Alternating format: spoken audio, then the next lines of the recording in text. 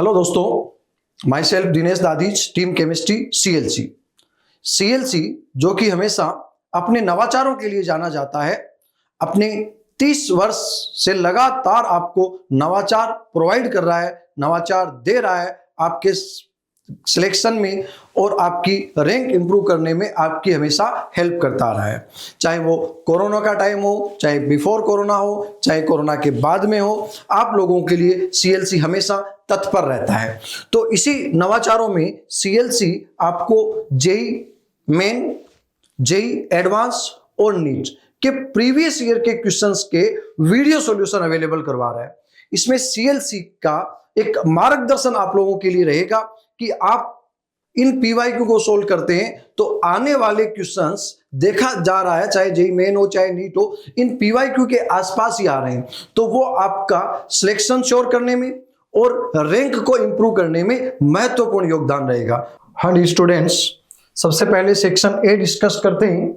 Section A में section A 4 questions single correct question answer है, जिसमें आपको 4 ऑप्शन है और सिंगल करेक्ट आपको सिलेक्ट करना है। इसमें 2 नंबर क्वेश्चंस पे डिस्कस करते हैं। सरफेस केमिस्ट्री से रिलेटेड क्वेश्चंस है। बात करते हैं, consider the following statement related to colloids. Colloids के रूप में अपने पास सॉल्यूशन है और अपने को कुछ स्टेटमेंट दिए, option which the correct set of statement, correct option को हमें चेक करना है। तो डी स्टूडेंट्स देखते हैं, lyophobic colloids are not formed by the simple mixing of dispersed phase and dispersal medium. Dear students, ये क्वेश्चंस अपने पास क्या है, सही ऑप्शन है। लायोफोबिक जो कोलॉइड्स है उनको सिंपली मिक्स करके नहीं बनाते हैं, उनके लिए अलग अलग मेथड होता है, just like physical method, colloidal mill से पेप्टाइजेशन, ब्रेडिंग आर्क मेथड, अलग अलग टाइप के मेथड होते हैं, तो नहीं बना सकते हैं। तो ये वाला फर्स्ट वाला अपने पास स्टेटमेंट सही है। Second, for emulsion both dispersed phase and dispersed medium are in liquid, बिल्कुल सही स्टेटमेंट है।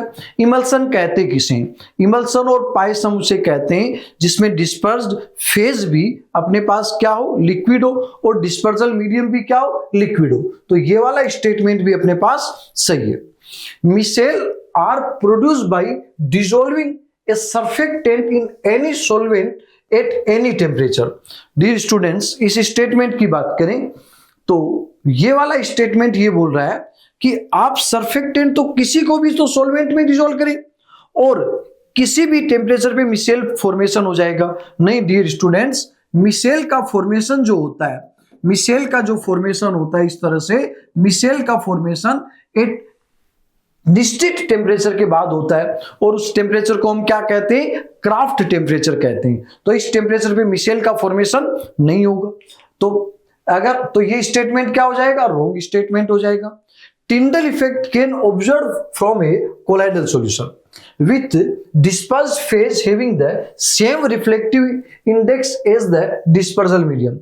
These students, जो Tyndall effect observed होता है वो कब observed होता है, colloidal solution में dispersed phase और dispersed medium का reflective index अलग अलग होता है, तब जाके हमें टिंडल इफेक्ट शो होता है। तो ये स्टेटमेंट भी क्या हो गया, रॉन्ग स्टेटमेंट हो गया। तो कौन सा स्टेटमेंट सही हुआ है, फर्स्ट और सेकंड स्टेटमेंट सही है। तो फर्स्ट और सेकंड स्टेटमेंट के अकॉर्डिंग कौन सा सही हो जाएगा, अपने पास फर्स्ट वाला ऑप्शन सही हो जाएगा। Okay dear students, next discuss करते हैं section 3 questions, attempt ABCD more 1 or more than 1 correct type question है, 1 or more than 1 correct type question है। तो इस सेक्शन में हम डिस्कस करते हैं, क्वेश्चंस लेते हैं। एटम ऑफ मेटल्स, मेरे पास 6 क्वेश्चंस है। Atom of metal X Y and Z form FCC unit cell, body centred unit cell Y and simple cubic unit cell edge length L Z respectively. कोई atom है, atom X है, वो face centre cubic lettuce बनाता है। Atom Y है, वो body centre cubic lettuce बनाता है। एटम जेड है वो अपने पास कौन सी लेटिस बना रहा है, वो अपने पास सिंपल क्यूबिक लेटिस बना रहा है। इफ द आर जेड और आर वाई का रिलेशन है, आर वाई और आर एक्स का रिलेशन है, एम जेड और एम वाई का रिलेशन है, और एम जेड और एम एक्स का रिलेशन है, देन करेक्ट स्टेटमेंट अपने को फाइंड आउट करने हैं। एक्स वाई और जेड अपने पास इन मेटल्स के molar mass M X M Y और एम जेड है, radii R X R Y and R Z इनकी रेडियई है। तो कुछ स्टेटमेंट्स अपने को गिवन है, स्टेटमेंट पे डिस्कस करते हैं। पहला स्टेटमेंट पैकिंग एफिशिएंसी को लेके। पैकिंग एफिशिएंसी वैसे तो हम डायरेक्ट बता सकते हैं कि packing efficiency of X is greater than Y और जेड। एफसीसी, बीसीसी और सिंपल में से किसकी पैकिंग एफिशिएंसी ज्यादा होती है, एफसीसी की पैकिंग एफिशिएंसी ज्यादा होती है। तो डियर स्टूडेंट्स देखते हैं, अपने पास एक्स मेटल है, वो एक्स मेटल अपने पास एफसीसी बना रहा है, और एफसीसी के लिए पैकिंग एफिशिएंसी हो जाएगा अपने पास, पैकिंग एफिशिएंसी अपने पास क्या होता है, एटम्स का volume upon volume of unit cell. अगर इसके लिए हम बात करें तो 4 तो एटम प्रेजेंट होते हैं, 4 atom, 4 into pi R X का क्यूब अपॉन एल एक्स का क्यूब, यही तो हो जाएगा स्टूडेंट्स पैकिंग एफिशिएंसी। और अपने पास एफसीसी में एक्स और आर में क्या रिलेशन होता है, एफसीसी में अपने पास होता है एल, अपने पास रूट 2l x बराबर कितना होता है, 4r होता है, रूट 2l x बराबर 4r होता है। अगर यहां ये वैल्यू पुट करते हैं पैकिंग एफिशिएंसी की, तो 4 इंटू 4/3 4/3 पाई आर एक्स का क्यूब अपॉन यहां से एल एक्स की जगह लिख देते हैं 4r अपॉन रूट 2 का क्यूब। तो अपने पास ये पैकिंग एफिशिएंसी नियर अबाउट 74% आ जाती है। सेम एज अगर हम बीसीसी की बात करेंगे, वाई एटम क्या बना रहा है, बीसीसी बना रहा है। अगर बीसीसी की बात करेंगे तो पैकिंग एफिशिएंसी अपने पास कितनी हो जाएगी, बीसीसी बॉडी सेंटर में कितने एटम्स होंगे डियर स्टूडेंट्स, बॉडी सेंटर में अपने पास 2 एटम्स होंगे, 2 into 4/3 pi R cube upon L Y का क्यूब।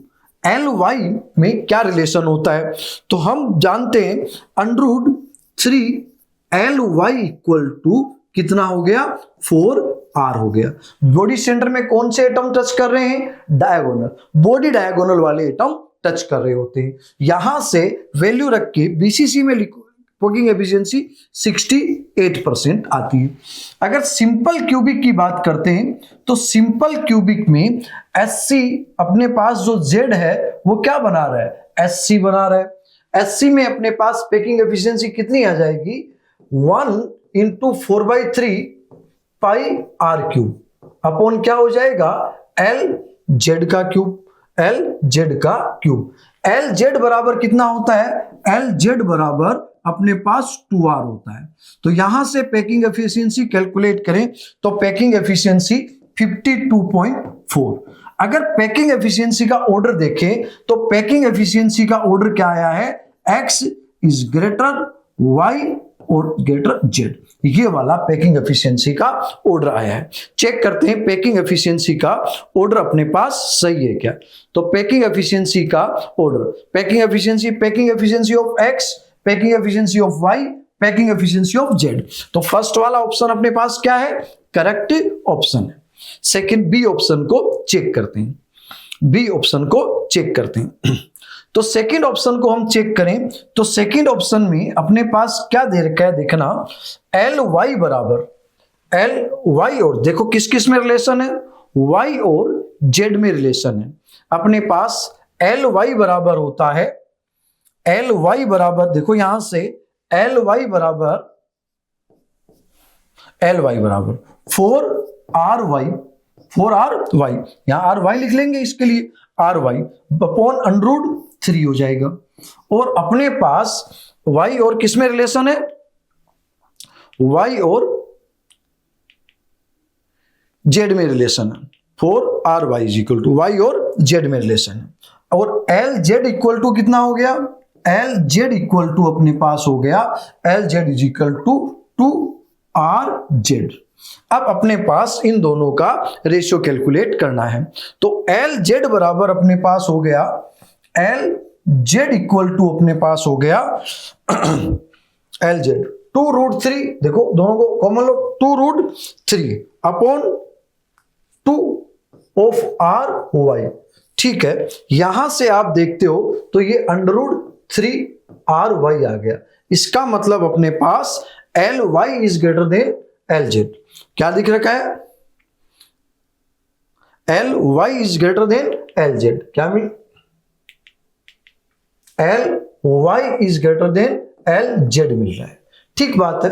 थर्ड ऑप्शन को चेक करते हैं, तो थर्ड ऑप्शन में क्या लिखा हुआ है, थर्ड में अपने पास किस किस को चेक करना है, LX और LY को चेक करना है। बिल्कुल सिंपल सी बात है, अपने पास ये x लगा सकते हैं, तो अपने पास LX बराबर कितना दे रखा है, LX बराबर 4RX अपॉन √2।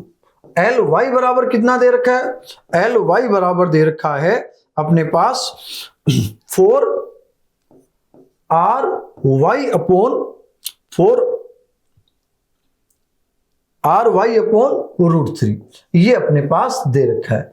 अब हम इसमें क्या लिख सकते हैं, हम ये लिख सकते हैं कि LX बराबर 4√3RY divided by 8, RY divided by 8। Dear students, यहां RX और RY का रेशियो दिया है, यहां RY की वैल्यू चेक करते हैं तो अपने पास क्या आ जाता है, LY is greater then LX।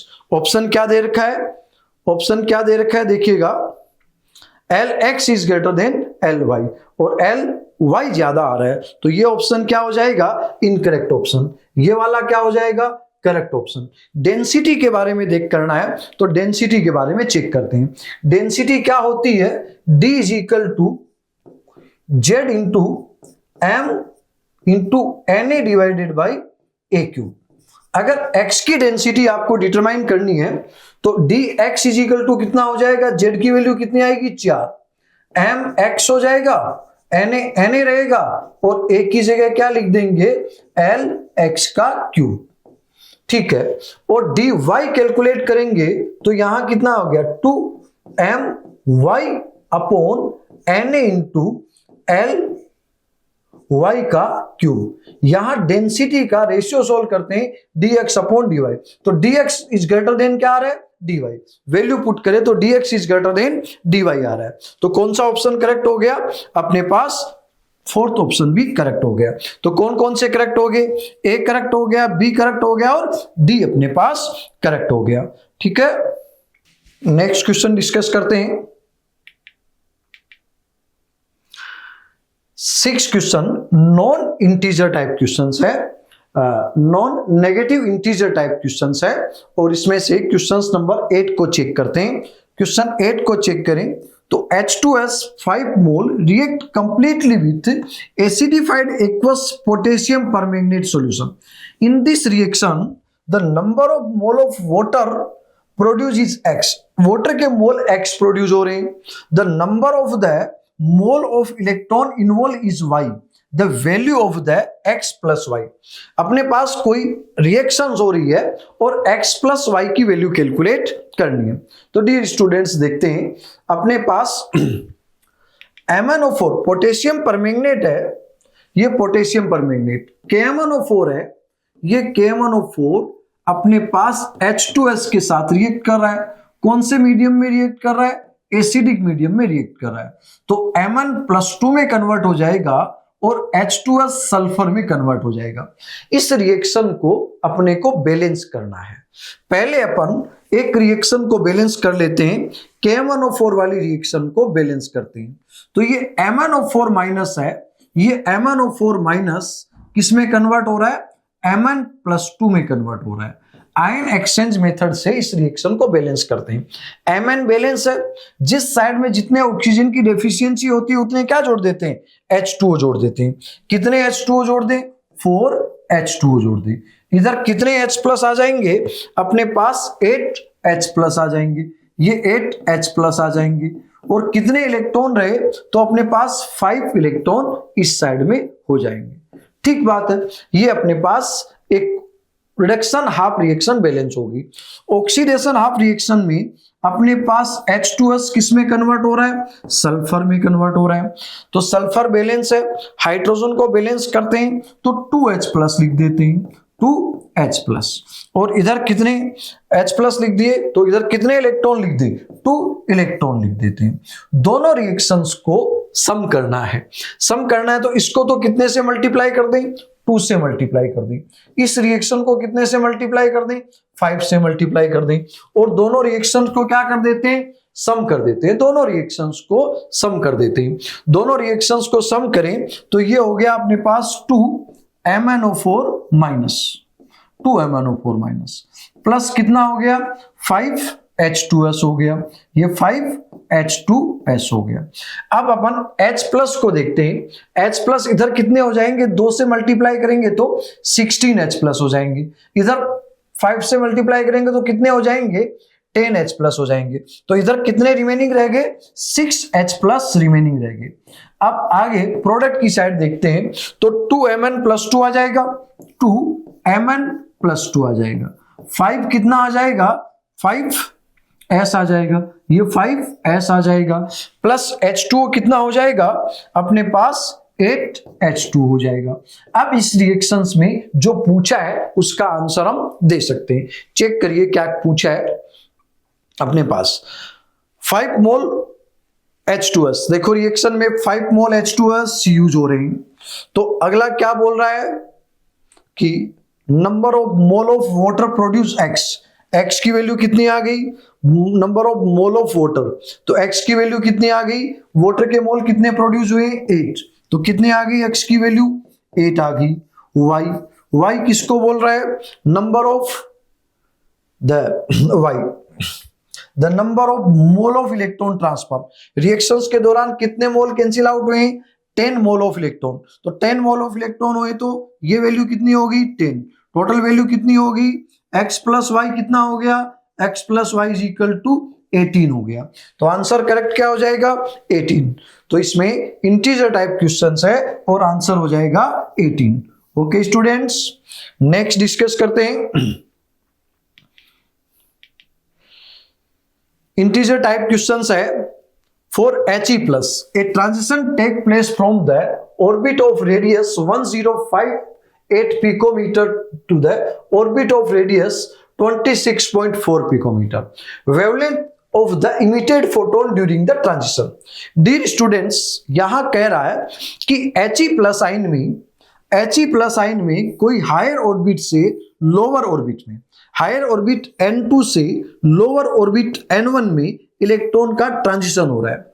इस दौरान जो ट्रांजिशन हो रहा है तो ये ट्रांजिशन में फोटोन के फॉर्म में जो ये वेवलेंथ जो बनेगी उस वेवलेंथ क्या होगी, और उस वेवलेंथ को आपको किसमें बताना है, पिकोमीटर में, नैनोमीटर में उस वेवलेंथ को बताना है।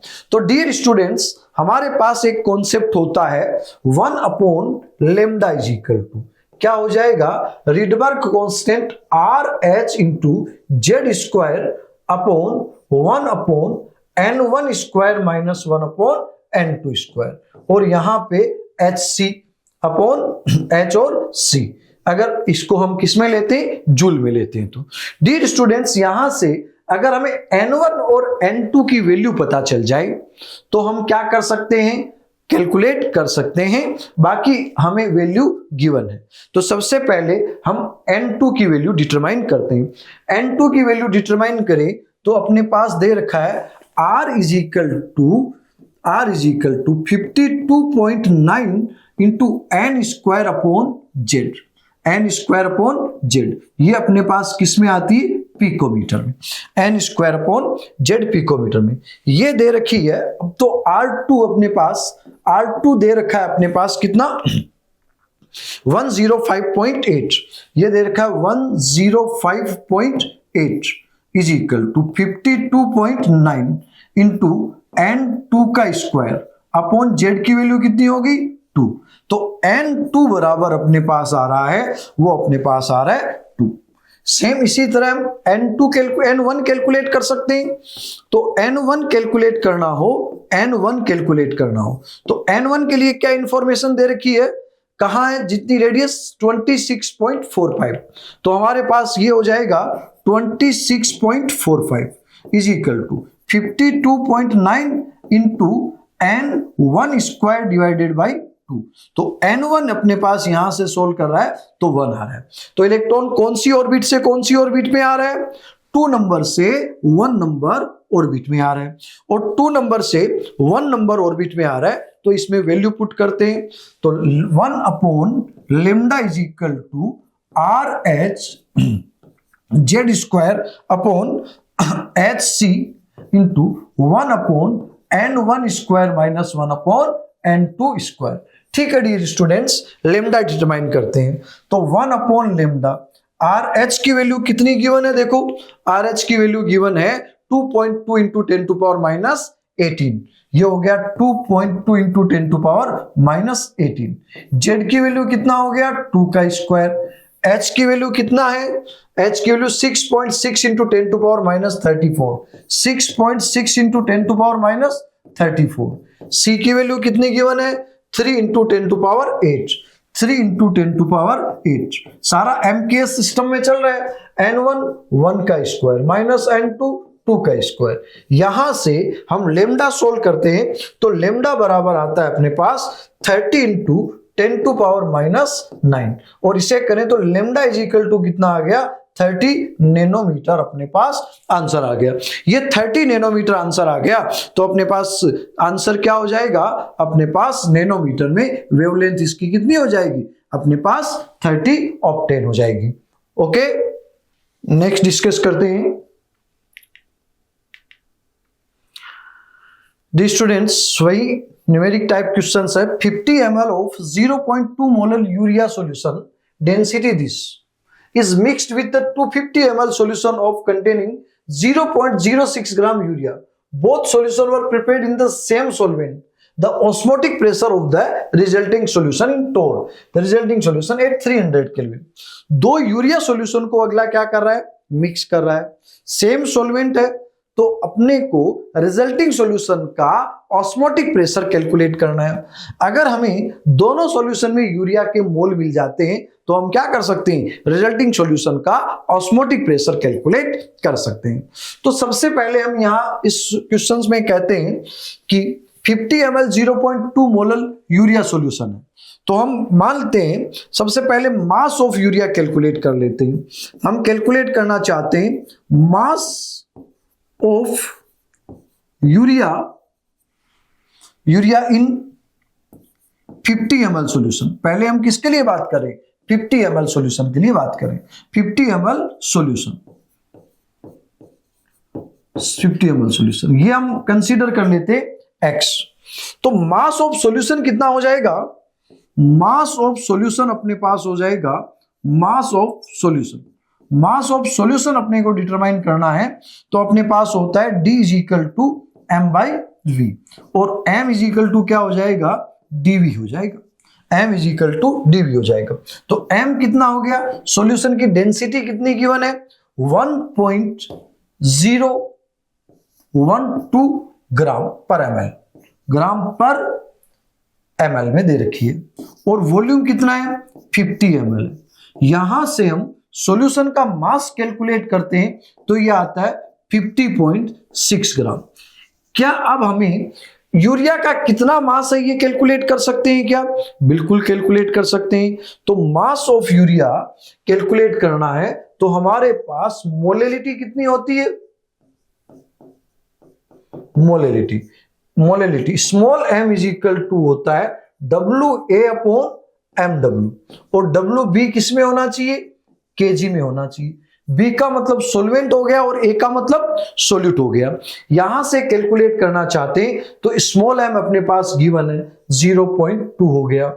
WA कैलकुलेट करना है x माना हुआ है, MW कितना हो गया 60 हो गया, इनटू अपने पास सोल्वेंट का मास कितना हो गया, सॉल्यूशन का मास 50.6 माइनस x मल्टीप्लाई, ये ग्राम में आ गया तो किससे मल्टीप्लाई कर देते हैं, 1000 से मल्टीप्लाई कर देते हैं।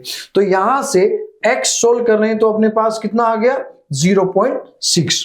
और मोल ऑफ यूरिया कितने हो गए, मोल ऑफ यूरिया अपने पास हो गए, मोल ऑफ यूरिया अपने पास हो गए 0.01 मोल।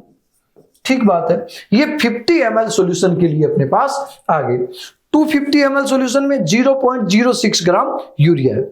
Dear students, mole of urea, अगली बात करते हैं mole of urea in 250 ml solution. Mole of urea in 250 ml, 250 ml, तो ये कितना हो जाएगा 250 ml में अपने पास 0.01, कितना ग्राम है 0.6, तो अपने पास हो जाएगा 0.001 मोल हो जाएगा। हमें क्या कैलकुलेट करना है, पाई कैलकुलेट करना है। तो पाई इज इक्वल टू अपने पास कितना हो जाएगा, पाई इज इक्वल टू होता है ICRT। Pi is equal to i की वैल्यू कितनी होगी 1 होगी, सी कैलकुलेट करना है तो एक में हो गया 0.01 plus 0.001 divided by 0.3 litre volume हो गया। आर टोर में कैलकुलेट करना है तो 62 गिवन है और टी कितना है 300 केल्विन। यहां से हम पाई को सोल्व करते हैं तो पाई बराबर अपने पास आ रहा है 682 टोर आ रहा है और 682 टोर आंसर आ रहा है। तो कितना आंसर करेक्ट हो जाएगा 682 टोर अपने पास आंसर आ जाएगा। ओके, नेक्स्ट स्टार्ट करते हैं। दिस सेक्शन कंटेन 2 पैराग्राफ, ठीक है, 2 paragraph. Based on the paragraph 2 questions, answer of each question is a numerical value. जो आपके पास आंसर है उनको न्यूमेरिकल वैल्यू है उसके अकॉर्डिंग सही करना है। ठीक है, पैराग्राफ देखते हैं। The entropy of various temperature plot for the phase alpha and beta at 1 bar pressure is given. कोई अपने पास एंट्रोपी और टेम्परेचर का ग्राफ गिवन है और 1 बार प्रेशर पे गिवन है। ठीक है, of the phase change of temperature T is equal to T and 0 Kelvin respectively. At transition temperature alpha to beta, phase change is 600 Kelvin and Cp beta minus Cp alpha is 1 joule per Kelvin per mole. Assume Cp beta minus C alpha is independent of the temperature range of 200 to 700 kelvin. मतलब हमें यह कहना चाहता है कि जो हम process करें उस प्रोसेस चेंज के लिए टेम्परेचर के साथ Cp क्या होगा, इंडिपेंडेंट होगा। The Cp is the heat capacity of the alpha and beta phase. Alpha और बीटा फेज की Cp दे रखी है। अब हमें पूछा क्या है, देखिएगा, the value of entropy change S beta minus S alpha at 300 kelvin. S alpha और S बीटा हमें 300 केल्विन पे कैलकुलेट करना है और अपने पास 600 केल्विन पे हमें S अल्फा और S बीटा की वैल्यू अपने पास गिवन है। तो डियर स्टूडेंट्स, सोल्व करते हैं हम लोग। तो देखिए हमारे पास हो गया, पहले हम बीटा के लिए बात करते हैं, बीटा चेंज हो रहा है तो बीटा के लिए बात करें तो बीटा के लिए अपने पास S 600 बीटा वाले के लिए माइनस S 300 बीटा वाले के लिए बराबर अपने पास इंटीग्रेशन ऑफ 300 टू 600 केल्विन और ये Cp dt अपॉन T, ये अपने पास हो जाएगा। डियर स्टूडेंट्स, यहां इसे हम सोल्व करें तो अपने पास ये हो जाता है Cp टेम्परेचर इंडिपेंडेंट है तो अपने पास ये हो जाएगा Cp बीटा ln 2 आ जाएगा। ठीक इसी तरह हम इसको अल्फा फेज के लिए सोल्व करते हैं तो अल्फा फेज के लिए क्या हो जाएगा, S 600 at alpha phase minus S 300 at alpha phase बराबर हो जाएगा 300 to 600 Cp dt upon T और Cp किसकी होनी चाहिए, अल्फा की होनी चाहिए। तो ये बराबर हो गया Cp अल्फा ln 2 आ जाएगा, ये ln 2 आ जाएगा। बस दोनों इक्वेशन को माइनस करना है, बीटा इक्वेशन में से अल्फा इक्वेशन को घटा देना है। तो अपने पास क्या हो जाएगा, S 600 beta, S 600 beta minus S 300 beta. ये इक्वेशन हमने 1 ले ली, S 600 beta minus x 300 beta, minus देखना minus S 600 alpha, S 600 alpha minus S 300 alpha equal to अपने पास हो जाएगा, अपने पास बीटा वाला कितना है, CP beta, CP beta ln 2 minus CP alpha ln 2, ये अपने पास लिख रखा है। डियर स्टूडेंट्स, इसमें मैंने लिख दिया S 600 beta, S 600 beta minus S 600 minus S 600 alpha, और फिर मैंने लिख दिया माइनस कॉमन ले लेते हैं, तो क्या हो गया, S 600 S 300 beta minus S 300 alpha. बस ये अपने पास आ गया, और यहां हो गया अपने पास CP beta minus CP alpha is equal to into ln 2। Dear students, यहां से सोल्व कर दें तो ये वैल्यू होगी 6 माइनस 5, और ये वैल्यू होगी minus S 300 beta minus S 300 alpha बराबर 0 पॉइंट, ये वाली वैल्यू 1 है, इंटू 0.693। तो अपने पास S 300 alpha beta minus S 300 alpha, ये वैल्यू आ रही है 0.31। तो करेक्ट आंसर कितना हो जाएगा, 0.31 हो जाएगा। तो डियर स्टूडेंट्स, यहां पे करेक्ट आंसर कितना हो जाएगा, 0.31 जूल पर केल्विन पर मोल में आंसर हो जाएगा। नेक्स्ट चेक करते हैं, the value of enthalpy change beta to alpha at 300 kelvin. Enthalpy change calculate करना है, तो एंथैल्पी चेंज अलग अलग टेम्परेचर पे होता है अपने पास, delta H2 minus delta H1 बराबर क्या होता है, delta Cp T2 minus T1, ये होता है डियर स्टूडेंट्स। अब अपने पास डेल्टा 600, यहां क्या दे देगा, delta H 600 minus delta H 300 बराबर क्या हो जाएगा, अपने पास Cp beta minus CP alpha into 600 minus 300। हम जानते हैं कि डेल्टा जी इक्वल टू अपने पास कितना हो जाएगा, डेल्टा जी इक्वल टू अपने पास 0 हो जाएगा, और डेल्टा जी अपने पास 0 हो जाएगा तो हम लोग बता सकते हैं कि अपने पास डेल्टा जी बराबर फेज चेंज के टाइम 0 होगा, तो अपने पास T delta S naught D delta S 600 बराबर एच डेल्टा 600 हो जाएगा। ठीक है, तो 600 माइनस डेल्टा एच 300 बराबर कितना हो गया, 300। तो डेल्टा एच 300 पे कितना आ गया, 300 जूल पर मोल अपने पास आ जाएगा, क्योंकि 600 पे अपने पास गिवन है। तो कितना हो गया, 600 300 अपने पास आ जाएगा। ओके डियर स्टूडेंट्स, नाउ अब हम स्टार्ट करते हैं सेकंड पेपर के ऑर्गेनिक इक्वेशंस की। देखते हैं फर्स्ट क्वेश्चन क्या है। फर्स्ट क्वेश्चन सबसे पहले हमने देखा कि ये क्वेश्चन है वो सेक्शन फर्स्ट का है। इस क्वेश्चन है 4 ऑप्शन और सिंगल चॉइस है, ओनली वन ही इसका करेक्ट आंसर है।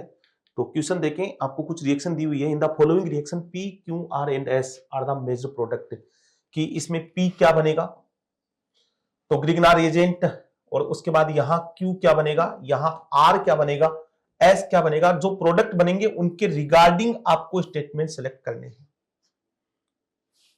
ठीक है, तो P के लिए बारे में बात करते हैं। P जो रिएक्शन जो है अपने पास,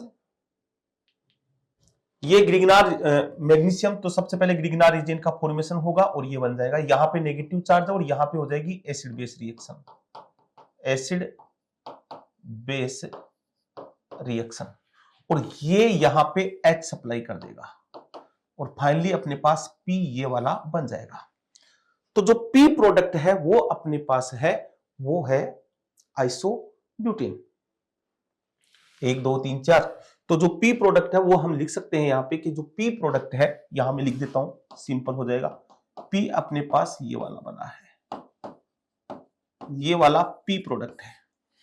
सेकेंड रिएक्शन को अगर हम देखें, फिर सेकेंड रिएक्शन जो है अपने पास, वो इस सेकेंड में भी पहले ग्रिग्नार एजेंट के साथ रिएक्शन करवाई है। इस Cl की ये वही कंपाउंड दिया है, इसकी रिएक्शन ग्रिग्नार एजेंट, पहले ग्रिग्नार एजेंट बनाया, ग्रिग्नार एजेंट की CO2 के साथ रिएक्शन करवाई है। ठीक है, और देन हाइड्रोलाइसिस करवाया, फिर NaOH बना है। तो सेकंड रिएक्शन में हमारे पास क्या बनेगा वो भी देख लेते हैं। ये वही कंपाउंड है, ये P अपने पास बन गया। इसी कंपाउंड की रिएक्शन मैग्नीशियम ड्राई ईथर से करवाई, तो पहले ग्रिग्नार एजेंट बना, फिर CO2।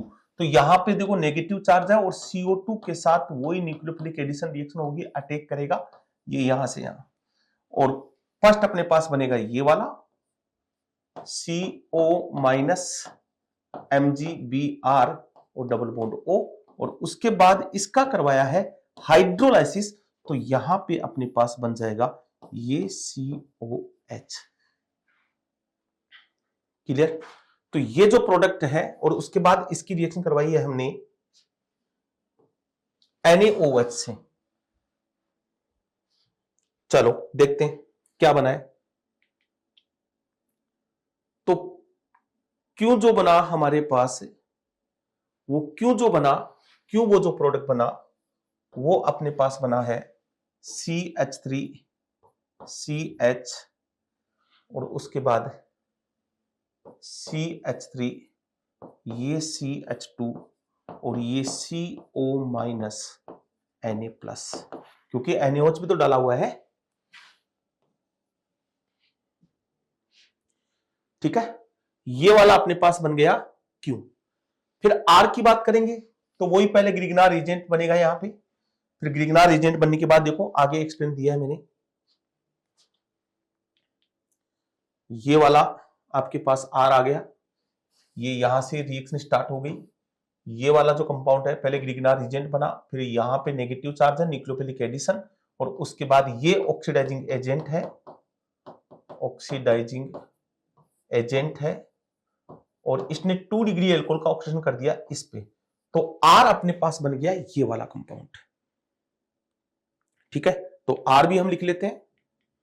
R जो बना है अपने पास वो ये वाला बना है CH2, फिर उसके बाद ये CO, और इधर आपके पास आ गया CH3, ये वाला आपके पास R है।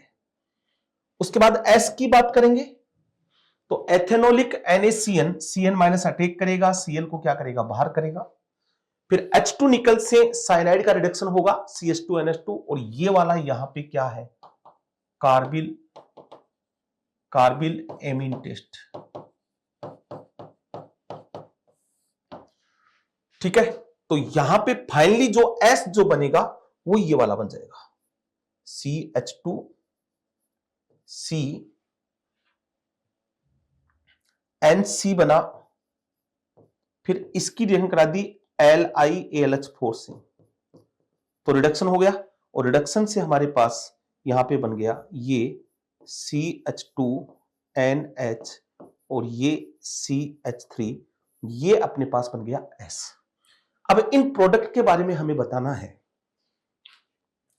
P is primary alcohol with 4 carbon, तो P क्या एल्कोहल है? गलत हो गया। P एल्कोहल नहीं है, गलत स्टेटमेंट हो गया।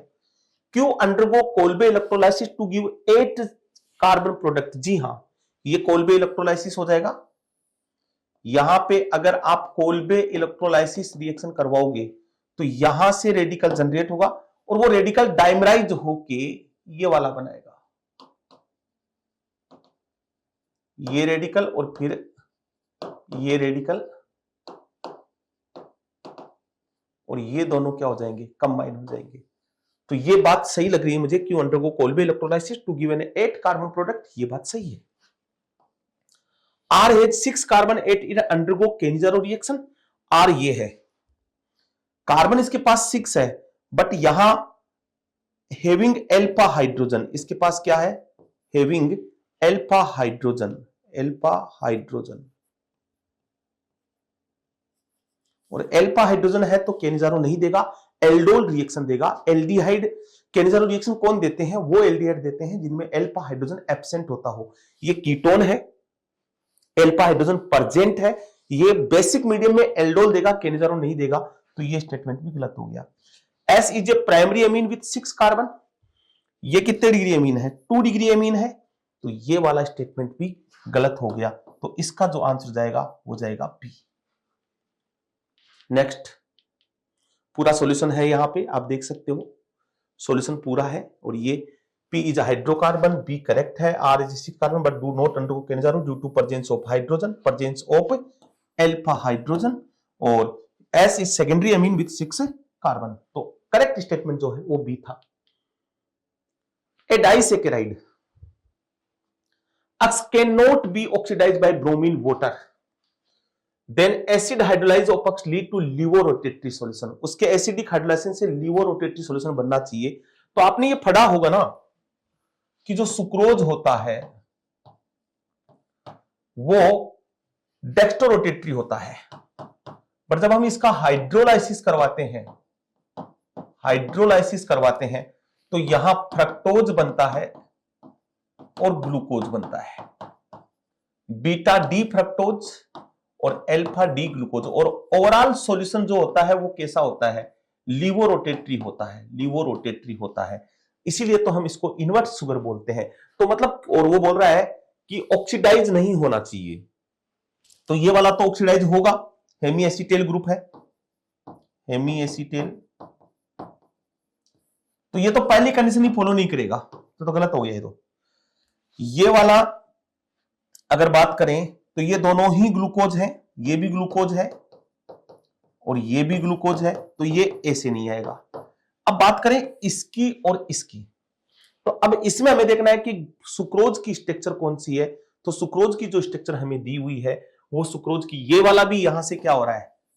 ये भी क्या है? हेमी एसीटेल है, हेमी एसीटेल, और हेमी एसीटेल का मतलब है कि ऑक्सीडाइज्ड बाय ब्रोमीन वाटर, तो ये भी नहीं होगा। तो ऑप्शन अपने पास एक ही बचा है और ये सुक्रोज की स्ट्रक्चर है, तो आंसर जो जाएगा वो जाएगा फर्स्ट। नेक्स्ट, सेक्शन सेकंड की बात करते हैं। मल्टीपल चॉइस आएगा, वन और मोर देन वन आंसर इसका आएगा, इसके बारे में बात करते हैं। पहला क्वेश्चन दिया हुआ है, in the following reaction P, Q, R, S are the major product. इनके मेजर प्रोडक्ट आपको बनाने हैं, उसके बाद उनके रिलेटेड जो स्टेटमेंट होंगे उनसे आपको चेक करना है, क्रॉस चेक करना है। तो पहले रिएक्शन को अगर हम वेरी करें तो P जो क्या बनेगा, देखो इधर P जो बनेगा वो केमोनोफोर है, इसका ऑक्सीडेशन नहीं करेगा क्योंकि यहां हाइड्रोजन नहीं है, 3 डिग्री कार्बन है ये, इसका ऑक्सीडेशन करेगा। तो P जो बनेगा कंपाउंड वो ये वाला बनेगा, मैं बता देता हूं, ये COH और ये एजिट रह जाएगा, ये P है।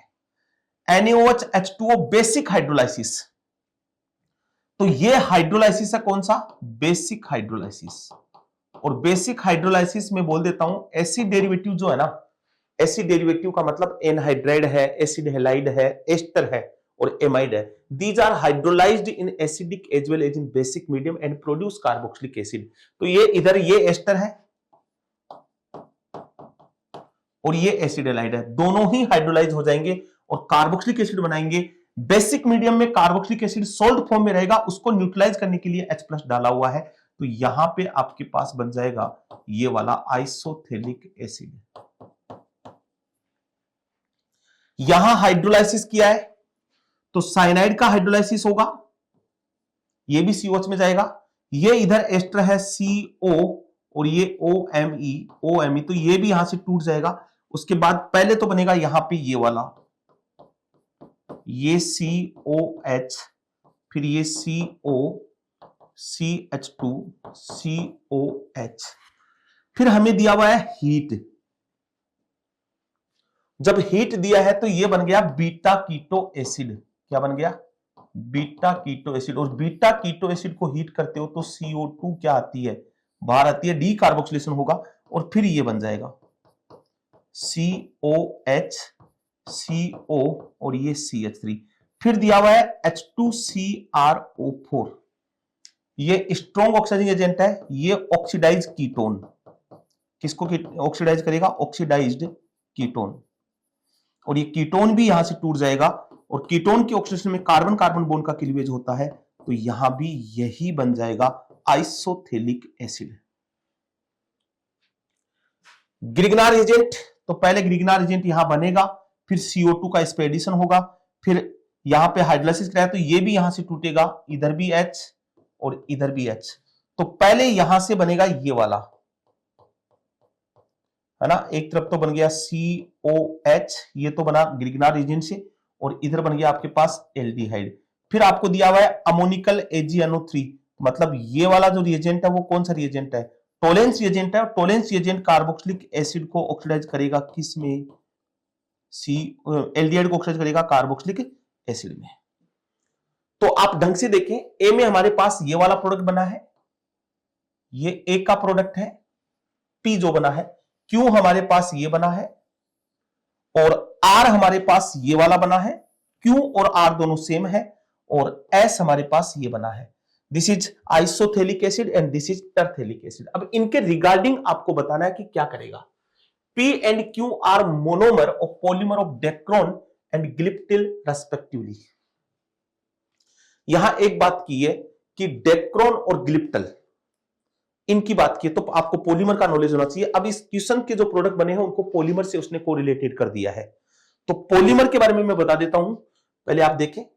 देखो ये जो है टरथेलिक एसिड है, टरथेलिक एसिड, ये COH और इथाइलिन ग्लाइकोल CH2OH, और यहां से पॉलीमराइजेशन होगा तो बनेगा ये CO, इसका OH जाएगा जब पॉलीमराइज होगा, तो इधर आपके पास CO एस्टर लिंकेज होगा CH2CH2, इसका H जाएगा, ये O। ये जो पॉलीमर, ये यूनिट बार बार रिपीट होगी, ये वाला है आपके पास डेक्रोन। तो डेक्रोन में कौन सा चाहिए? टरथेलिक एसिड चाहिए। ग्लिप्टल की बात करूं तो ग्लिप्टल में थैलिक एसिड की जरूरत होती है। ये COH, ये COH, ये थैलिक एसिड है, और ये इथाइलिन ग्लाइकोल की तरफ जाएगा CH2OH। पॉलीमराइजेशन यहां से होगा तो इससे जो बनेगा, इधर ये C डबल बॉन्ड O, ये OH बाहर होगा, C डबल बॉन्ड O, ये O, ये CH2, CH2O, और इसको हमने बोला है ग्लिप्टल। तो ग्लिप्टल में तो कौन सा काम में आता है? Phthalic acid, 1,2 die carboxylic acid बोल सकते हो या थैलिक एसिड बोल सकते हो, ये थैलिक एसिड है। और डेक्रोन में कौन सा काम में आता है? ये वाला है टरथेलिक एसिड। अब हम क्वेश्चन की तरफ जाते हैं, और क्या बोला है? पहले हमसे ये बोला है कि P एंड Q, तो P और Q are monomer of polymer Dacron and glyptal respectively. तो बात गलत हो गई, सही नहीं है। P, Q and R are di carboxylic acid. P, Q और R डाई कार्बोक्सिलिक एसिड नहीं है, ये भी गलत हो गया, ये भी गलत हो गया। फिर बोला है compound Q and R are the same, तो Q और R हमारे पास सेम है, सही बात है। R does not undergo aldol condensation. R बोल रहा है कि R जो है वो एल्डोल कंडेंसेशन शो नहीं करेगा, तो R अपने पास ये वाला आया है, तो बात सही है ये। And S does not undergo Cannizzaro reaction. जी हां, S भी केनिजारो नहीं करेगा, कि केनिजारो के लिए एल्डिहाइड होना चाहिए और यहां एल्डिहाइड है ही नहीं, तो ये वाला स्टेटमेंट भी सही है। ऑप्शन को चेक करते हैं तो सी और डी करेक्ट आंसर आएंगे। सॉल्यूशन पूरा मैंने यहां से डिटेल से दिया हुआ है, हर एक स्टेप को ओपन किया हुआ है, आप देख सकते हैं क्या बना है। ओके, अब हम बात करते हैं सेक्शन 3 की। ये बोल रहा है दिस सेक्शन 6 कार्बन है नॉन नेगेटिव इंटीजर है। इंटीजर क्वेश्चन आएगा हमारे पास, देखें क्या है।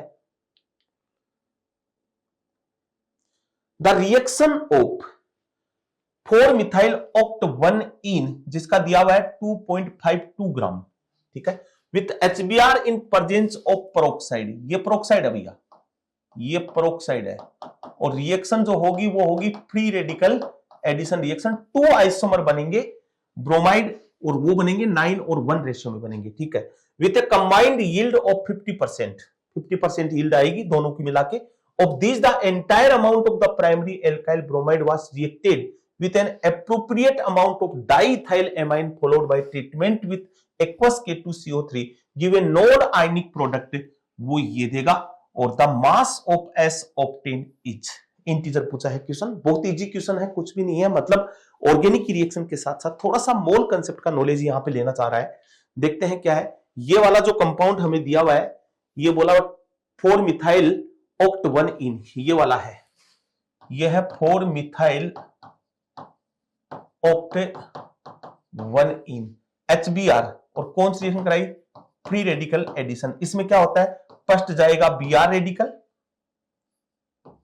रेडिकल जाएगा, और पीछे बचने वाला रेडिकल स्टेबल होना चाहिए मेजर प्रोडक्ट के लिए, तो मैं Br रेडिकल इधर जोड़ूंगा और फिर H इधर जाएगा, तो ये मेजर बनेगा। तो ये वाला जो प्रोडक्ट है वो मेजर है, 9 रेशियो में बोला है उसने, और ये वाला प्रोडक्ट जो है अपना वो माइनर है। दोनों तरफ Br का एडिशन, भाई कौन सा रूल लगेगा, एंटी मार्कोनिकोव रूल्स वाला है रिएक्शन ये, तो वो वाला मेजर है। इसकी E2NH से करवाइए, तो ये अटैक करेगा, इस Br को क्या बाहर करेगा, SN2, और ये जो बेस दिया है ये रिमूव एसिडिक इंप्यूरिटीज, ये किसको हटाएगा, एसिडिक इंप्यूरिटीज को क्या करेगा, रिमूव करेगा, और फाइनली S अपने पास ये वाला कंपाउंड बन जाएगा। रिएक्शन हमने करवा ली, अब रिएक्शन में जो कंडीशन बोली है उनको हम फॉलो करेंगे। कंबाइंड यील्ड वो बोल रहा है 50%, तो ये इसका जो वेट दिया हुआ था वो दिया हुआ था 2.52 ग्राम दिया हुआ था, तो इसका 50% कितना हुआ, 1.26 ग्राम हुआ। अब molar mass of 4 methyl oct 1 इन, वो इसका अगर मोलर मास निकालूंगा तो कितना आएगा, 126 आएगा। इसके मोल निकालूंगा, मोल ऑफ 4 मिथाइल 1 कितना ग्राम है, 1.26 डिवाइडेड बाई 126 मतलब 0.001 मोल। 90% ऑफ 0.1 मोल का कितना हुआ, 0.009। जैसा क्वेश्चन में इंफॉर्मेशन दी है उसी के अकॉर्डिंग हम चल रहे हैं। ये बोल रहा है entire primary alkyl react with appropriate amount of diethyl, और 100% यील्ड बोल रहा है। कंबाइंड यील्ड 50% बोल रहा है, इसके हमें दिया हुआ है 2.52 ग्राम। 2.52 ग्राम का 50% कितना होगा, 1.26 ग्राम। 1.26 ग्राम के अगर हम मोल निकालेंगे, कितने मोल हुए, तो वो मोल आएंगे 0.001 मोल। अब बोल रहा है 90% ऑफ 0.01 मोल में 0.09 में जाएगा, तो मास हो गया एस का कितना हो गया, वो मोल को हम रिएक्ट करेंगे 119 से, और टोटल आएगा हमारे पास 1.79 ग्राम, और ये आ जाएगा मिलीग्राम, क्योंकि मिलीग्राम में हमसे पूछा हुआ है, तो आंसर जो जाएगा वो जाएगा 1791। सिंपल इजी क्वेश्चन है, समझ में आ गई होगी बात क्या हुआ है। नेक्स्ट क्वेश्चन की तरफ चलते हैं। ये पैराग्राफ टाइप क्वेश्चन है। बोला कि एक ट्राइनाइट्रो कंपाउंड 135 ट्रिस 4 नाइट्रोफेनिल बेंजीन, एक ट्राइनाइट्रो कंपाउंड है 135 ट्रिस 4 नाइट्रोफेनिल बेंजीन, ठीक है, बेंजीन है, ये बेंजीन है 1 2 3 4 5 6, तो 1 पे बेंजीन लगाइए, और 4 नाइट्रो ये वाला हो गया, इधर से इस पे NO2 ग्रुप लगा दो, ट्रिस का मतलब ट्राई लगाना है, इस पे NO2 लगा दो, ये वाला कंपाउंड है। SnHCl से आदिके में रिएक्ट करता है ना, बोला on complete reaction with an excess of SnHCl, ये क्या है, रिड्यूसिंग एजेंट है। रिड्यूसिंग एजेंट है जो NO2 ग्रुप को रिड्यूस करता है किसमें, NH2 में रिड्यूस करता है। Give a major product which on treatment with an excess of NaNO2 HCl, diazotisation reaction है, provide P as the product. P upon treatment with excess of H2O at room temperature give the product Q. Bromination of Q and aqueous medium furnish the product R. The compound P upon treatment with an excess of phenol under basic condition give product S. The molar mass of difference between compound Q and R वो बोल रहा है 474 ग्राम पर मोल होना चाहिए, and between compound P and S वो है 172.5 ग्राम होना चाहिए। बात समझ में आ गई कि रिएक्शन का सीक्वेंस देखें, और बोला है ये देने के बाद बोला है the number of heteroatom present in 1 mole of R heteroatom, और वो बोला है कि कार्बन, ये बोला है, यही भी बोला है कार्बन हाइड्रोजन को छोड़कर carbon hydrogen are considered as a heteroatom, atom other, carbon hydrogen को छोड़ के बाकी सभी को आपको हेटेरोएटम कंसिडर करना है। क्वेश्चन क्या था, ये वाला कंपाउंड दिया हुआ था, Sn प्लस HCl से करवाई, NO2 ग्रुप क्या हो जाएगा, रिड्यूस हो जाएगा, डाइजोनियम सॉल्ट बन जाएगा N2 plus Cl, N2 plus Cl, N2 plus Cl, H2O से कराएंगे तो ये फिनोल में कन्वर्ट हो जाएगा। फिर फिनोल की ब्रोमीन वाटर के साथ रिएक्शन करवाएंगे तो हमें पता है जब फिनोल की हम ब्रोमीन वाटर के साथ रिएक्शन करवाते हैं तो ट्राई ब्रोमिनेशन होता है, OH Br, ये Br और ये Br बनता है। तो यहां पे इसके रेस्पेक्ट में यहां पे जाएगा और यहां पे जाएगा, यहां पेरा खाली नहीं है, इसके रेस्पेक्ट में यहां जाएगा, यहां जाएगा, इसके रेस्पेक्ट में यहां और यहां जाएगा। तो ब्रोमीन वाटर के साथ रिएक्शन करवाओगे तो ये वाला कंपाउंड बन जाएगा। अब इसमें हेटेरोएटम पूछे हैं तो 1 2 3 4 5 6 7 8 9, तो आंसर क्या आएगा, 9 इज ए करेक्ट आंसर। ठीक है, the total number of carbon atom and heteroatom present in 1 mole of S, वही जो S जो बना है हमारे पास, ठीक है, दूसरा S में पूछा है तो S वाला कंपाउंड ये वाला बनेगा। ये कंपाउंड कैसे बना है वो आप देख लें कि ये जो कंपाउंड था अपने पास, हमारे पास ये वाला बन गया था डाइजोनियम सोल्ट N2 प्लस, और ये N2 प्लस, और यहां पे भी हमारे पास N2 प्लस। ठीक है, ये कंपाउंड अपने पास कौन सा था देखिए आप, ये कंपाउंड अपने पास ये वाला बना था, तो इसमें हमने हमारे पास क्या पूछ रहा है, पैसेज के अकॉर्डिंग अगर हम चलेंगे, बात करेंगे पैसेज के अकॉर्डिंग बात करेंगे, तो ब्रोमीनीकरण आर बनता है, फिर सारी परिस्थिति में यौगिक पी की, तो वो पी यौगिक था। ये जो यौगिक है, ये वाला जो यौगिक है, ये वाला अपना पी है, इसकी रिएक्शन कराई है फिनोल से,